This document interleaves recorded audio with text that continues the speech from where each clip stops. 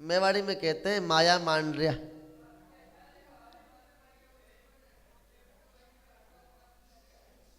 वैभव संपदा संपत्ति।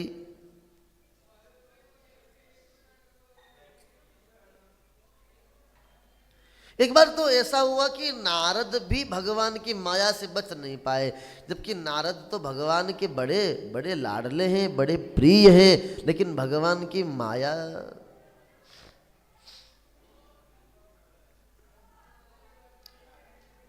नारद जी कि पूर्व जन्म की कथा है। जब नारद जी बहुत बाल्यकाल में छोटे हैं, तब पूर्व जन्म में एक दासी के पुत्र हैं। पिताजी की मृत्यु हो चुकी है, और जब पिता की मृत्यु हो चुकी है तब उस समय माता जी अकेली है। गांव में संत आ गए, गांव में संत आ गए, गांव में संत आ गए तो उनकी सेवा के लिए गांव के लोगों ने नियुक्त कर दिया, नियुक्त किया गांव के लोगों ने नारद की माता जी को।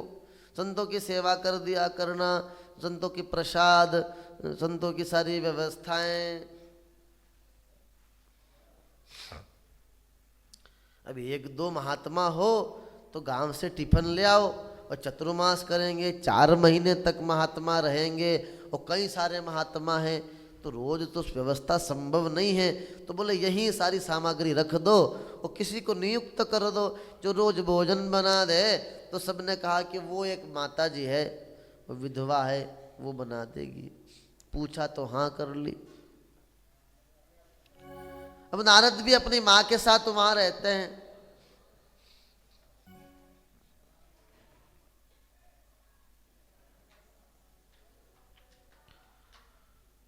नारद भी अपनी माता जी के साथ वहीं रहते हैं।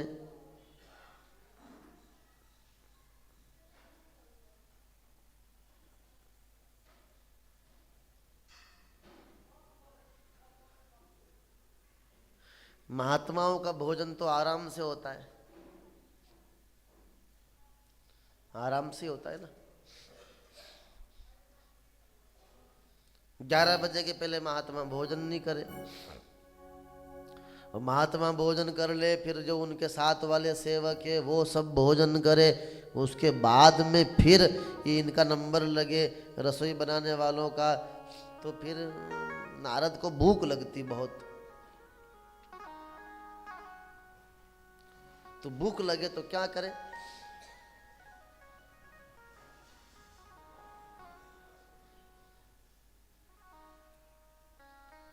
चुपके से महात्मा जैसी उठ के जाते हैं भोजन के बाद, तो नारद जी जाते पत्तल उठाने के बहाने। छोटा बालक है, गांव के लोग बड़ी बड़ाई करते हैं, कितना अच्छा बच्चा है, पत्तल उठाता है, हमको उठाने नहीं देता है। वो सारी पत्तलें उठा के एक तगारे में भर के फेंकने के लिए दूर ले जाते। तो वहां जाते हैं तो किसी में थोड़ी बेसन चक्की बच गई, किसी में पूड़ी बच गई, किसी में सब्जी बच गई। ऐसे सब पत्तलों में से ढूंढ ढूंढ के वो प्रसाद नारद जी पा लेते हैं। हमारे यहाँ जूठा खाना बिल्कुल मना है, किसी का भी जूठा नहीं खाना चाहिए। लेकिन वो जूठा महापुरुषों का है, वो जूठा भगवान का भोग है, तो उसको छोड़ना भी। हाँ, हम लोग भगवान को भोग ही तो लगाते हैं, तो भगवान को भोग लगाते हैं तो वो प्रसाद बन जाता है, भगवान का जूठन हो जाता है। 1-2 दिन नहीं, 4 महीने तक सुबह और शाम नारद जी संतों का जूठन पा रहे हैं। तो उनके अंतःकरण की शुद्धि हो गई और मन अब केवल भगवान के चरणों। दुनिया में जितने भी आपके परिचित लोग हैं, आपकी मौसी है, मौसी की लड़की है, आपका भाई है, उसका बेटा है, रिश्तेदार जो भी हैं, उनसे प्रेम होने में आपको टाइम लगता है क्या? पर महात्माओं से प्रेम होने में बस दिखे और अरे हाँ बस वाह हो गया। महात्माओं से जल्दी घुल मिल जाते हैं। आपने अनुभव किया होगा, ऐसे कोई आपके संगी साथी हैं, हम तो रेल में जाते हैं तो 10-20 भगत वहीं बन जाते बैठे ही बैठे, महाराज नंबर दे और इधर आना और ये और वो और बस वही बसों में रेल में जहाँ जाओ जहीं, हवाई जहाज में आए तो उसमें ही एकदम पहली बार मिले सबसे। हाँ, दिल्ली एयरपोर्ट पे उतरे तो वहाँ के सब अधिकारी और कहाँ से स्वामी जी ये वो लो आपका नंबर दो, और फुर्सत में कभी दिल्ली आओ तो हमारे वहाँ आना। ऐसे ही इंदौर से काठमांडू आते आते 30 लोग नए मिल गए क्या?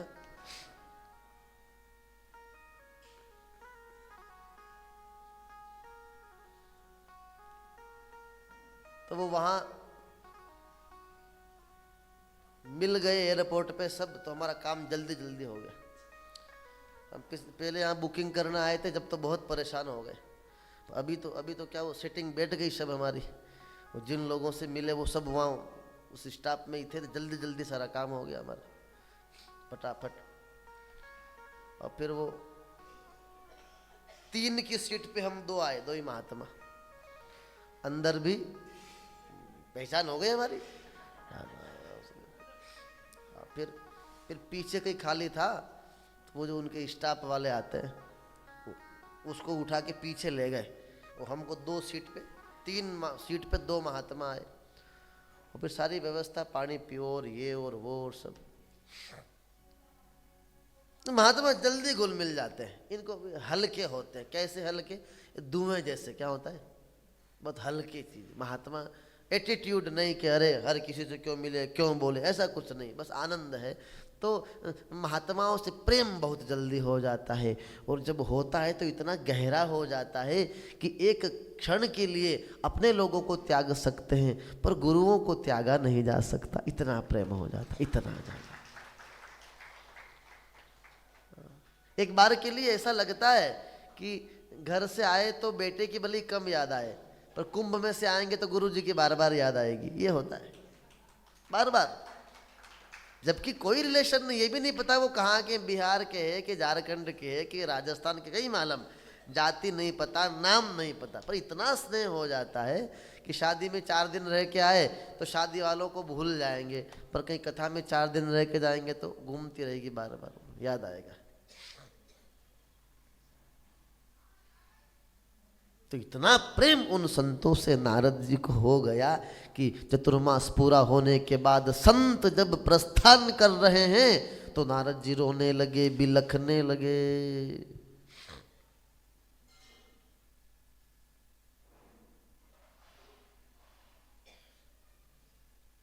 एक तू आधार है, एक तू ही आधार सतगुरु, एक तू ही आधार, एक आधार केवल तू, तेरे सिवा हमारा कोई नहीं है। तो बिलखने लगे, रोने लगे। संतों ने समझाया अभी हमारे साथ नहीं जाना, अभी बाबा जी मत बनो, तुम्हारी माता जी अभी हैं, इनकी सेवा करो, जब ये नहीं रहे तो बाद में साधु बन जाना।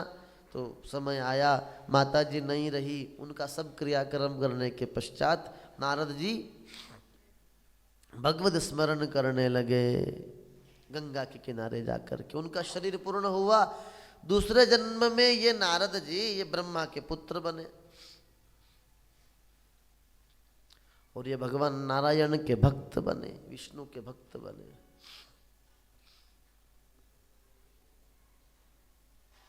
माने भक्ति के आचार्य यदि कोई है तो वो नारद है।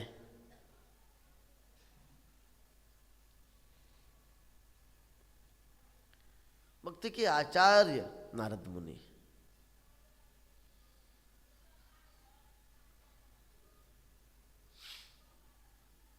भगवान नारायण के सबसे बड़े भक्त भगवान विष्णु का गुणगान करने वाले, गुणानुवाद करने वाले, या यूं कहें कि दिन भर नारायण नारायण नारायण नारायण नारायण कोई करता है तो वो नारद है।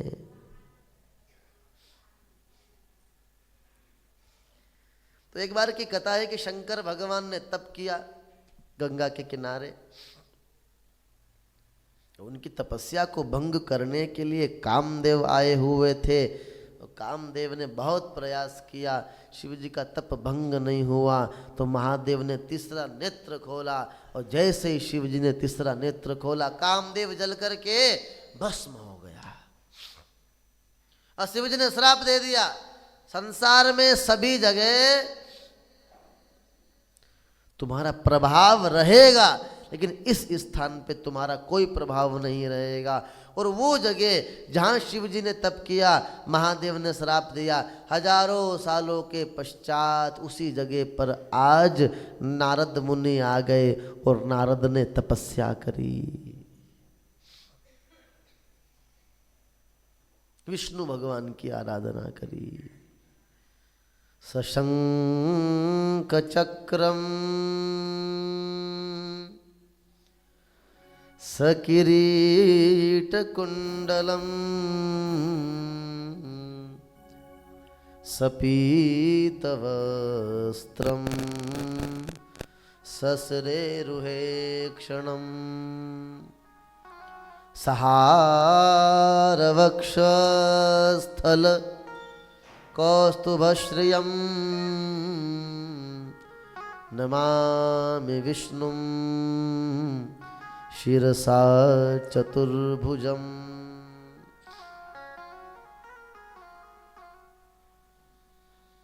तप बढ़ने लगा नारद का। और जब किसी का तप बढ़ता है तो इंद्र को टेंशन हो जाती है कि ऐसा न हो कि इसी को इंद्र बना दे तो हम कहाँ जाएंगे।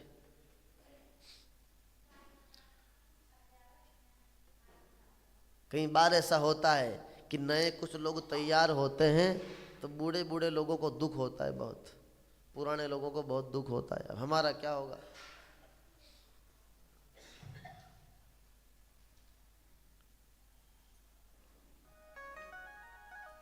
नारद जी की तपस्या को देख के इंद्र को टेंशन हो गई। इंद्र चिंता में ग्रस्त होने लगे कि अगर कहीं भगवान ने कृपा कर दी, और भगवान नारायण कृपा कर देंगे।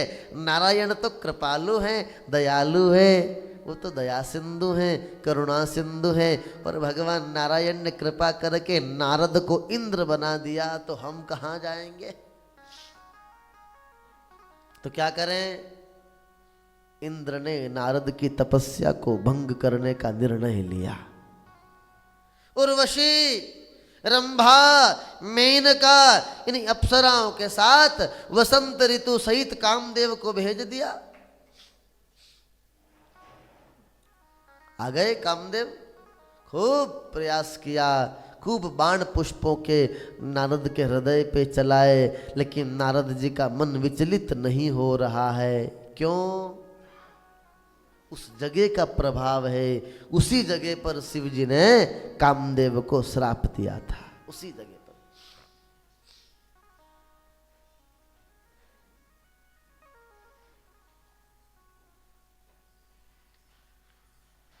उसी स्थान पे श्राप दिया था, इसीलिए वहां कामदेव का असर नहीं हो रहा है। नारद ने देखा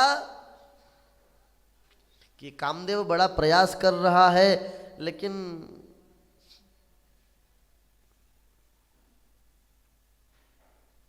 ये कुछ कर नहीं पा रहा, मेरा मन विचलित नहीं हो रहा। क्यों नहीं हो रहा? जिसके ऊपर साक्षात नारायण की कृपा है, जिसके ऊपर भगवान विष्णु की कृपा है, उसका मन कैसे विचलित हो सकता है। ये नारद तो नारायण के भक्त हैं, और उस स्थान पे जहां शिव ने तप किया और महादेव ने श्राप दिया है, कामदेव को उस स्थान पे नारद के मन के ऊपर कामदेव का कोई असर नहीं है।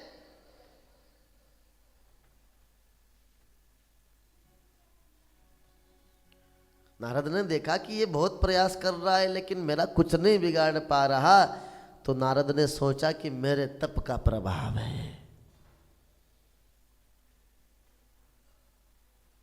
करने वाला कोई और होता है,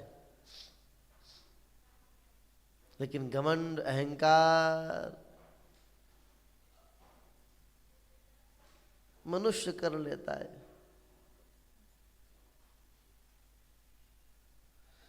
मेरा आपकी कृपा से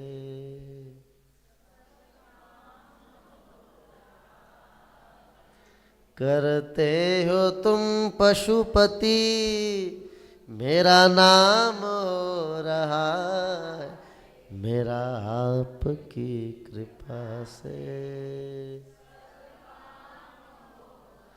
करने वाले बाबा महाकाल हैं, करने वाले भगवान शिव हैं, आराध्य परमेश्वर हैं। लेकिन मनुष्य सोचता है कि तो मैं करियो, मैं करता हूँ, मैंने किया सब।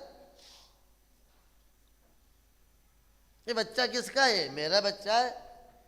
तेरा है तो बता तेने बाल कैसे बनाए, आंखें कैसे बनाई, जरा हमको बना के बताओ। तुम्हारा बेटा है तो जीभ बना के बताओ, होठ बना के बताओ। तेरा है, दूसरे का है। तेरा है तो तेरे हिसाब से कर लेता, काला गोला नहीं बोले, वो गोरा भी वही करेगा, काला भी वही। जो कंपनी वाला है ना, जिस कंपनी का माल है, वो कंपनी वाले रंग डिसाइड करते हैं।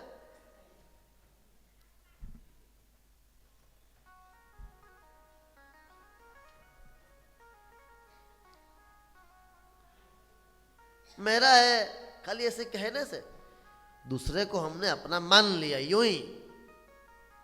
किसी और का है वो तो, जब उसकी मर्जी होगी ले भी लेगा, तुम कुछ नहीं कर सकते, कुछ नहीं कर सकते। ये किसका है? ये तो मेरा है, हैं? ये किसका है?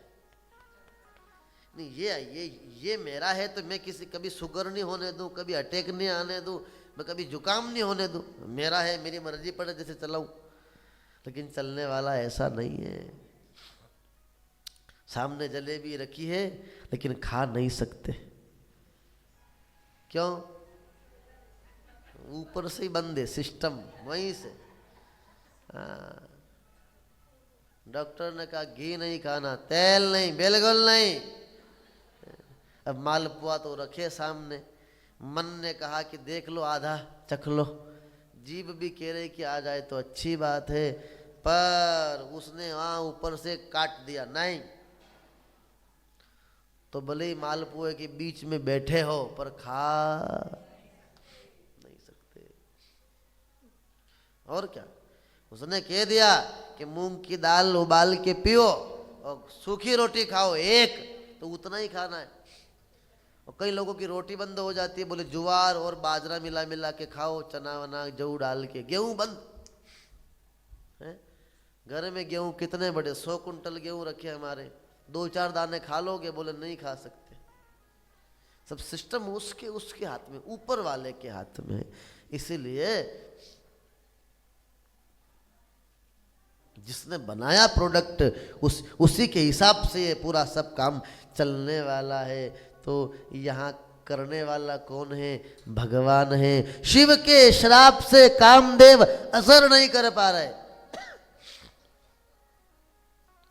शिव के श्राप से कामदेव असर नहीं कर पा रहे, लेकिन नारद को अहंकार आ गया कि मेरा तप है।